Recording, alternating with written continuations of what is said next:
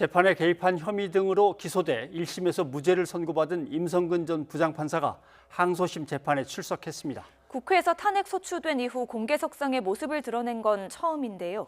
김명수 대법원장의 거짓말 논란을 불러온 녹취 폭로에 대해서는 침묵했습니다. 나혜인 기자입니다. 법관으로는 처음으로 탄핵 심판을 받게 된 임성근 전 부장판사가 석 달 만에 재개된 형사재판 항소심 법정에 출석했습니다. 국회 탄핵안 표결 당일 아침 김명수 대법원장의 거짓 해명을 폭로하는 음성 녹음을 전격 공개하는 등 논란을 빚었지만 공개석상에서는 굳게 입을 닫았습니다. 탄핵 소추 뒤에 처음으로 모습 드러내셨는데 따로 하신 말씀 없으세요? 대법원장님께 하신 말씀 없으세요? 법원 정기 인사 이후 재개된 첫 재판에서는 박빈 재판부가 항소 이유에 대한 양측 입장 등을 다시 확인하는 공판 갱신 절차가 진행됐습니다.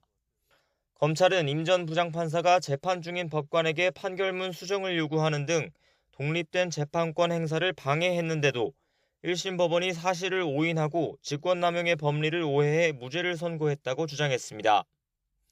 반면 임 전 부장판사 측은 헌법상 누구도 구체적인 사법작용에 개입할 수 있는 권한 자체가 존재하지 않고 설령 직권이 있다고 해도 담당 판사의 의사결정이 침해된 건 아니라며 거듭 무죄를 주장했습니다.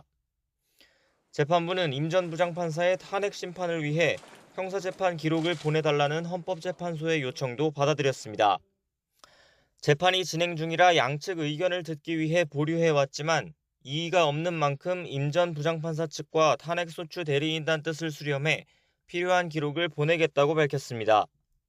재판은 20여 분 만에 끝났고 임 전 부장판사는 탄핵 심판에 대한 취재진 질문에 굳게 입을 다문 채 법원을 빠져나갔습니다. 탄핵 심판 절차에 대해서는 어떻게 생각하십니까? 이 자식 드린 말씀이 아니고요. 다음 달 25일 예정된 다음 재판에는 지난 2015년 박근혜 전 대통령의 이른바 세월호 7시간 추문서를 보도한 일본 산케이 신문 지국장의 명예훼손 사건 주심 판사가 증인으로 나올 예정입니다. 임 전 부장판사는 당시 서울중앙지방법원 수석 부장판사로 재직하며 해당 재판의 판결문 수정에 개입한 혐의를 받고 있습니다.